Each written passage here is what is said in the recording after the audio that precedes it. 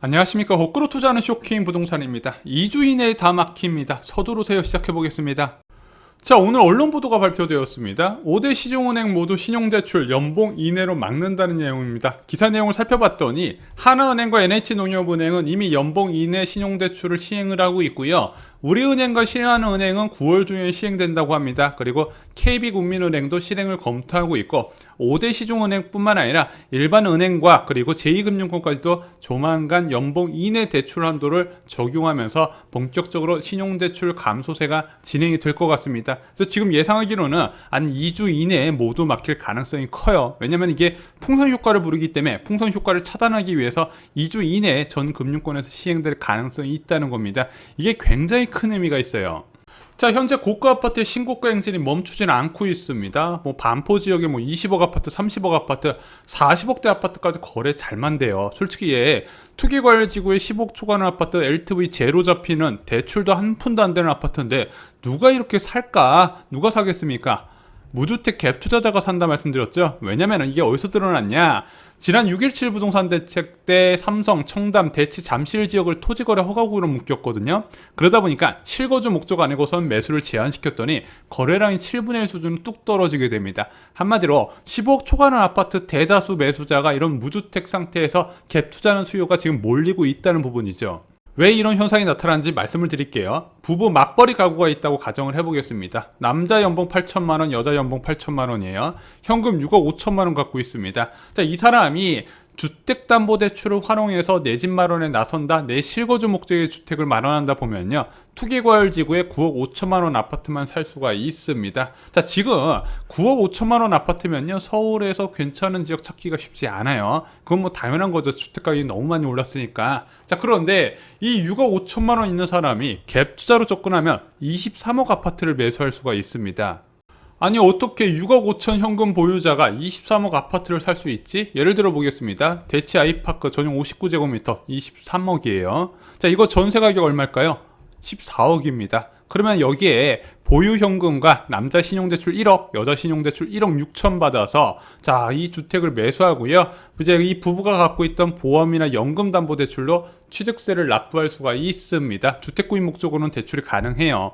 자, 그러면은 이 사람은 6억 5천만 원으로 23억 아파트에 갭 투자가 가능한 것입니다. 자, 이런 식으로 맨 상단의 아파트 가격이 계속 올라가면서 키 맞추기를 지속을 하고 있는 거예요. 그리고 또 하나 문제점이 뭐다? 자, 이렇게 주택을 갭 투자한 사람들이 전세자금 대출을 받을 수 있다, 없다? 없다. 6.17 부동산 대책에서 다 막혔어요. 12.16 부동산 대책과. 그러면은 이 사람들은 뭘로 거주해야 된다? 월세로 거주해야 되죠. 그래서 월세 수요 증가를 부른다는 겁니다. 그래서 일반적으로 사람들은 당연히 전세를 선호하죠. 근데 자꾸 전세 가격이 치솟는 주요 원인 중 하나가 월세 수요가 생각보다 많이 늘어났더라. 누가 월세 사나 봤더니 다 이런 사람들이 들어가 산다는 거죠. 자, 현재 부동산 시장 과열은요, 신용대출과 밀접한 영향이 있습니다. 왜냐면은 주택담보대출은요, 실수요자가 사용하고 강한 LTV 규제가 적용돼 있어요. 정말 대출 얼마 안 됩니다. 그런데 이 신용대출은 레버리지 극대화에 활용한다는 거예요. 사람들이 부채를 끼고 나서 자산에 투자할 때 가장 많이 활용하는 게 이 신용대출이라는 거죠. 그리고 이런 신용대출의 확대는요, 금융당국과 은행들의 안이함의 결과입니다. 작년에 너무 많이 늘어났어요. 금융당국도 문제지만 은행들도 정말로 심할 정도로 경쟁을 치렀다는 거죠. 2% 안 되는 대출금리가 나왔다는 것 자체가 막장인 거예요. 자, 여러분들, 신용대출은요, 절대로 늘어나면 안 됩니다. 왜냐면은 고액 신용대출을 받은 차주는 절대 하나의 대출만 있지 않다는 거예요. 금융당국에서는 이 사람이 대출이 안 많던데 아까 말씀드렸잖아요. 전세를 끼고 매수를 했다고. 전세 보증금도 2년마다 만기가 되는 대출입니다. 자, 그런데 0.5%란 더 낮아질 수 없는 초저금리에서 형성된 전세 가격이 지속적으로 금리로 올라가게 되면 변화가 있다고 말씀드렸어요. 그럼 만약에 예를 들어 입주 물량과 금리 변화로 14억짜리 전세 가격이 12억으로 떨어졌네? 이런 경우 흔하거든요. 12억까지 떨어지면 다행이죠. 더 하락할 수도 있어요. 근데 이 사람은 신용대출을 최대한 확보했기 때문에 이렇게 낮아진 전세금을 감당할 수 없다는 겁니다. 게다가 주택담보대출보다 금리 인상에 이 신용대출은 훨씬 취약한 구조예요. 그래서 작년에 2.8% 수준까지 낮아졌던 신용대출 금리가 현재 3.7%로 주택담보대출 증가세의 2배가 넘었다는 겁니다.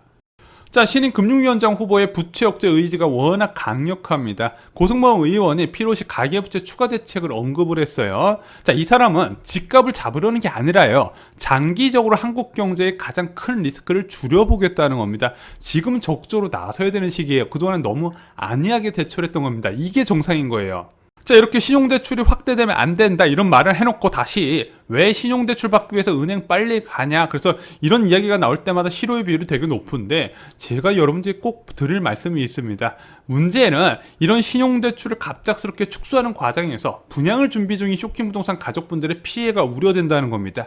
한국 아파트 분양제도의 특수성이 있어요. 자, 아파트 가격이 분양을 하게 되면요, 계약금 20%, 중도금 60%, 잔금 20%예요. 계약금 비율이 예전엔 20%였는데 지금은 기본적으로 다 20% 깔고 가고 있습니다. 그리고 투기과열지구 같은 경우는 중도금 대출이 4회차밖에 안 돼요. 40%밖에 안 되기 때문에 2회차는 잔압을 해야 됩니다. 물론 중도금 같은 경우는 뭐 당첨만 된다면은 전세집 빼가지고 납부한다 칩시다. 계약금 같은 경우는 내가 현금을 갖고 있어야 되잖아요. 이래저래 환경을 보면요, 청약대기자들은 분양가의 최대 40%까지 현금을 보유하고 있어야 청약이 가능하다는 거예요. 자, 청약대기자들은 신용대출이 반드시 필요합니다. 이건 어쩔 수가 없는 거예요. 자, 임대인들이 전세자금 대출 못 받게 해서 모든 재산이 전세금에 있는 사람들이 있습니다. 또는 자, 내가 전세 구할 때는 전세자금 대출 이자가 너무 높아가지고 모든 재산을 전세금에 다 넣고 보유 현금이 하나도 없는 사람들이 꽤 많이 있다는 겁니다. 사람들이 이렇게 청약을 열심히 알아본 게 한 1년에서 1년 6개월밖에 안 됐어요. 자, 그럼 이 사람들이 어디서 분양가의 20%에 해당되는 계약금을 만들겠습니까? 지금 서울 지역에서 웬만한 분양하는 건 다 8억, 9억 되잖아요. 그러면은 1억 6천에서 2억 정도는 있어야 되는데 너무 큰 금액이라는 거죠. 자, 게다가 하반기에 괜찮은 분양이 많이 있습니다. 역대급 기회가 온다고 말씀드렸어요. 둔촌주공 무려 4,786세대 일반 분양이 나오고 서울에서 손꼽히는 살기 좋은 지역의 분양이 나옵니다. 서울 지역에 비로소 숨통이 터질 만한 분양이 나오는데 내가 돈이 없네. 자, 그리고 잠실 미성 크로바 재건축 아파트 건축 심의 통과해서 본격적으로 착공 준비될 거죠. 착공 과정에서 분양가 협상하고 일반 분양 진행을 할 겁니다. 이것도 기회가 많을 거예요. 게다가 올해 하반기에 8천호 규모의 공공분양도 예정이 되어 있습니다. 이거 다 돈이 있어야 돼요. 돈이 없으면 청약도 못 넣는다는 겁니다. 이런 좋은 기회를 신용대출 규제 때문에 날릴 수도 있다는 부분이죠. 그래서 서두르시라는 거예요. 자, 분양을 적극적으로 알아보시고 있고 내가 당첨 가능성이라도 조금이라도 보인다면요, 일단 대출을 최대한 확보를 하시고 기다리시기 바랍니다. 내가 원하는 분양은 다 내년에 있거나 내후년에 있는데 그래도 확보하고 보는 거예요. 그냥 자금을 확보하고 자금의 이제 대여에 대한 이자만 납부하시면서 마음의 여유를 가지셔야 되는 겁니다. 이게 대출 이자, 뭐 대출 많이 받으면 큰일 나는 줄 아시는 분들이 많이 계시는데 이럴 때는 활용을 하시고요, 서서히 갚아 나가시길 바랍니다. 자, 신용대출 1, 2년 갖고 있다고 세상 무너지지가 않거든요. 자, 여러분들 아파트 매매 과정에서요, 이자 비용은요 극히 일부입니다. 자, 지금 누가 봐도 청약시장은 분명히 커다란 메리트가 있다는 거 다 아실 거예요. 집값이 큰 폭의 조정을 받아도 나는 안전할 수 있겠다. 그 안전한 길을 위해서 약간의 신용대출을 받아서 그 이자를 납부하는 것을 절대 두려워하시면 안 된다는 거죠. 자, 제발 여러분들 청약 공부 열심히 해서 당첨되셨고 그 좋은 기회를 잡았는데 자금이 부족해서 포기하는 일은 없으셨으면 좋겠습니다. 자, 이런 제도 개선은요, 타이밍이 정말로 중요한 거예요. 자, 버스 떠나고 손 아무리 흔들어봤자 소용이 없습니다. 그래서 저희가 계속 자, 당장 세무서에 달려가세요, 은행에 달려가세요, 이런 식으로 말씀드린 영상이 있을 때 그 이후에는요, 그 시점 지나고 나서는 아무런 보호를 못 받는다는 겁니다. 미리 움직이시고 자금 확보한다고 세상 무너지지 않기 때문에 적극적으로 움직이시고요, 그리고 자금 확보하시고 마음 편하게 청약에 도전하시기 바랍니다. 자, 3기 신도시 청약하시는 분들 사전 청약 단계에서는요, 계약금이 필요하지는 않습니다. 하지만 본 청약을 대비해서 자금 미리 확보한다고 절대 문제가 되지 않습니다. 오히려 그것이 현명한 선택이 될 수 있는 부분이에요. 내가 집을 마련하고자 할 때는 내가 수중에 있는 돈이 넉넉하게 있어야 되는 건 기본 중에 기본입니다. 오늘 영상 주변에 같이 청약을 알아보시는 지인분들께 공유를 해주시면요, 그분들의 인생을 바꿀 수 있는 정말로 크나큰 기회가 될 겁니다. 자, 그리고 오늘 영상이 어려우신 분들은요, 저희 쇼킹 부동산 서적을 좀 참고하셔서 보시는 게 좋을 것 같습니다. 지금 부동산 제도가 너무 어렵게 그리고 자주 바뀌게 되면서 그냥 일반적인 부동산 방송을 이해하기가 쉽지 않은 상황이 됐습니다. 아까 왜 갭 투자 사례를 설명할 때 남자는 신용대출 1억을 받고 여자는 1억 6천을 받았는지, 그것도 다 부동산 규제에 연관되는 부분이거든요. LTV 규제가 어떻게 적용되는지도 다 이런 교과서에 나와 있는 부분입니다. 이상으로 쇼킹 부동산 마치겠습니다. 좋아요, 구독, 알람 설정 꼭 부탁드립니다. 감사합니다.